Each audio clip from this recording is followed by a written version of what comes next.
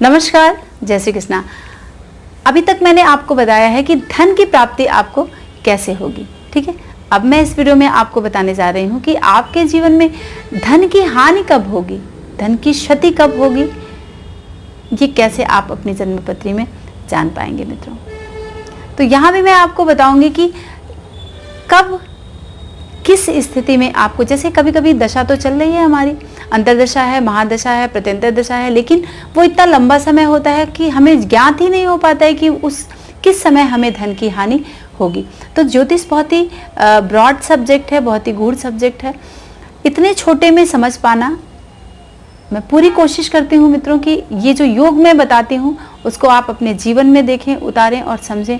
तो निश्चित अगर आप ज्योतिष के छात्र हैं तो भी आप हमारे इस चार्ट के माध्यम से बहुत आसानी से समझ जाएंगे। यदि आप ज्योतिष के छात्र नहीं हैं, ज्योतिष नहीं पढ़ते हैं, सिर्फ आपको इंटरेस्ट है, आप वीडियोस देखते हैं, तो भी जो मैं बोलती हूँ उससे आप निश्चित तौर पर जरा से भी आप जन्मपत्री देख पा रहे हैं तो आपको ज्ञान हो जाएगा कि किस तरह से हमें अपने जीवन में ये ज्ञात हो पाएगा कि कब किस काल में हमें धन की क्षति होगी।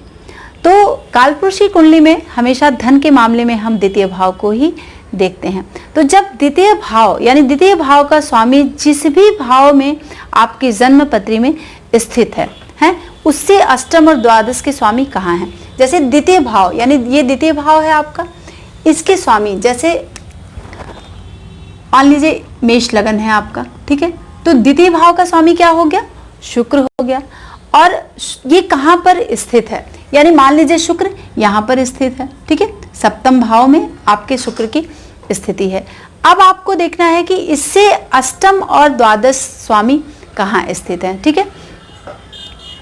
उससे अष्टम और द्वादश भाव के स्वामी कहाँ पर स्थित हैं आपकी जन्मपत्री में। ये है आपका अष्टम भाव और ये है आपका द्वादश भाव। तो यदि आपका मेष लगन है, आपका कोई भी लगन हो सकता है, मेष से लेकर मीन लगन कोई भी हो सकता है, लेकिन जो मैं उदाहरण समझा रही हूँ यहाँ पर मैं आपको बताने की कोशिश कर रही हूँ कि मेष लगन यानी मेष लगन यदि आपकी जन्मपत्री में है तो आपके द्वितीय भाव का स्वामी सपोज दैट सप्तम भाव में है, किसी भी भाव में आपके हो सकता है, दसम में हो सकता है, चतुर्थ में, तृतीय में, यहाँ मतलब 1 से लेकर 12 में कहीं भी आपके द्वितीय भाव का स्वामी हो सकता है। और उस भाव से अष्टम और द्वादश भाव के स्वामी कहाँ पर स्थित हैं। तो ये अष्टमेश है यानी 2, 3, 4 यानी 8 नंबर यहाँ पर आएगा, ठीक है। यदि मेष लगन है तो 8 नंबर आएगा और ये 12 नंबर आएगा। तो इनके स्वामी कहाँ पर इससे स्थित है। मान लीजिए अष्टमेश मंगल है तो मंगल दसम में स्थित हो जाए, ठीक है, हो सकता है कि आपके दसम में स्थित हो जाए या फिर कहीं भी हो सकता है। तो अब आपको देखना है कि दोनों के स्वामी जो है वह कहाँ पर स्थित है। तो 1, 2, 3, 4 यानी कहाँ द्वादश भाव का स्वामी यानी बृहस्पति और अष्टम भाव का स्वामी मंगल, ये आपके द्वितीय भाव के स्वामी से कहाँ पर स्थित है। तो अब जहाँ भी स्थित हैं, ठीक है, आपके द्वितीय भाव के स्वामी आपका कोई भी भाव का स्वामी हो सकता है, मेष से लेकर मीन तक। इन भाव के स्वामी से आपके अष्टम और द्वादश भाव के स्वामी कहाँ पर स्थित हैं। अब जब हम विचार करेंगे और ये कंडीशन कब क्रिएट होगी, जैसे दशा तो बहुत लंबी चल रही है लेकिन फिर भी हम कैसे जान पाएंगे कि ये हमें हमारे जीवन में इस तरह की घटनाएं घटनी ही है। तो धन की हानि कैसे होगी, इसका विचार हम कैसे कर पाएंगे। तो आपको देखना है कि आपके धनेश यानी द्वितीय भाव का स्वामी और आपके जन्मपत्री का 8वें भाव का स्वामी और 12वें भाव का स्वामी इससे कहाँ है, यानी आपके धनेश से कहाँ पर स्थित है। किसी भी भाव में हो सकता है, 1 से लेकर 12 भाव में कहीं भी हो सकता है। तो गोचर जब शनि की स्थिति अब आपको देखना है गोचर में कि कैसे आएगी और कहाँ पर होगी, तो आपको धन की हानि होगी, धन की क्षति होगी, आपका कुछ ना कुछ नुकसान आपके जीवन में जरूर से होगा।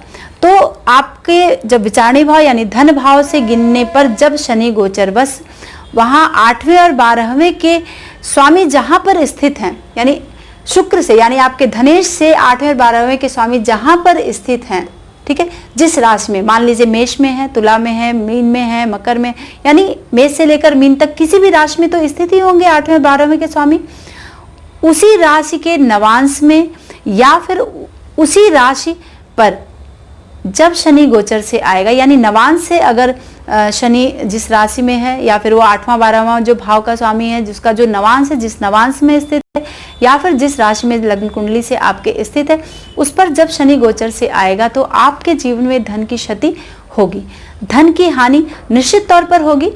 तो वहां पर आपको संभलना है। वो डेट आप, अगर आप जन्मपत्री देखते हैं या फिर आपको थोड़ा सा भी ज्ञान है, तो फटाफट आप अपनी जन्मपत्री यानी लग्न चार्ट में निश्चित तौर पर देख पाएंगे कि ये घटनाएं आपके जीवन में उसी दौरान घटेंगी।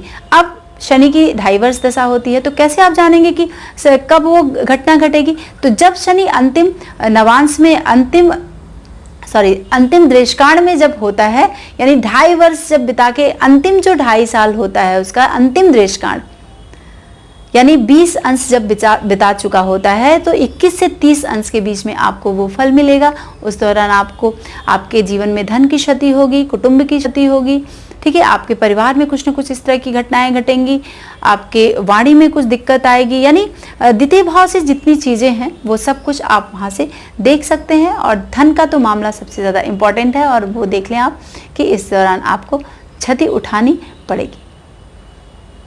तो मुझे लगता है कि बहुत अच्छे से इस विषय को आप समझ पाए होंगे। मैं रिपीट नहीं करूंगी, क्योंकि आप बार बार कहते हैं मित्रों की मैम आप रिपीट मत किया करिए, ठीक है। तो आप हमारे इस वीडियो को बार बार, अगर आपको समझ में नहीं आता है तो बैक करके देख सकते हैं, और अपने जीवन में ये ज्ञात कर सकते हैं कि कब हमें धन की हानि उठानी पड़ेगी।